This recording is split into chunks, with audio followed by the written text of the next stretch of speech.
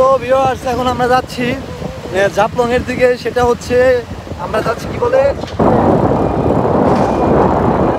রাতের সাথে viewers feelings কি বলবো, অস্থির ফিলিংস। এটা আপনারা করতে পারেন কি, এটা শহর থেকে এটা পারবেন না, এটা জাস্ট জাফলং এর এই রোডে ছাদে উঠতে পারবেন। বা রিক্স তেমন না, যারা একটু ভয় পান বা তারা আসার দরকার নাই। জাস্ট মানে যারা আমাদের মধ্যে আছেন, যারা একটু এনজয় করতে চান, সেই ভিউয়ার্স তারা এই জিনিসটাই করতে চাবেন, যাদের মানে আপনার যাত্রা শুভ। ওকে ওকে শুভ, টুরিস্ট পুলিশ আসতেছি। সো এখন আমরা যাচ্ছি জাফলং এর দিকে।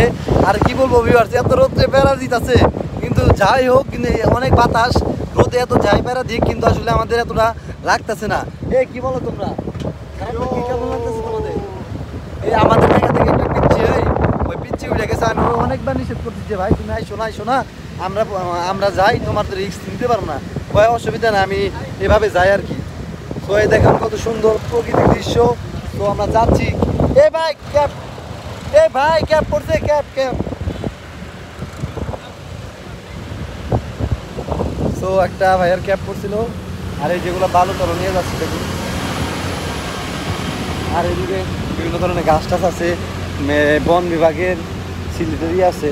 আসলে কি সিলেটটা অনেক বড়, আর সিলেটের এমন একটা জায়গা যে আপনি এক জায়গা থেকে একদিন বা 2 দিনে কাভার করতে পারবেন না। 2 দিন হলেও কম্বো খেয়ে সিলেট কাভার করতে গেলে মোটামুটি একটা ট্যুর দিতে চাইলে 3 থেকে 4 দিন সময় লাগবে। কারণ এদিকে ধরেন টাঙ্গুর হাওর অনেক দূরে, হ্যাঁ, ওই কি বলে নাম সুনামগঞ্জ, তারপরে এদিকে জাফলং আছে, তারপরে কি ওই মায়াবী ঝর্ণা, হ্যাঁ, এগুলো অনেক দূরে। তারপরে ধরেন এই যে আবার সাদা পাথর, হ্যাঁ।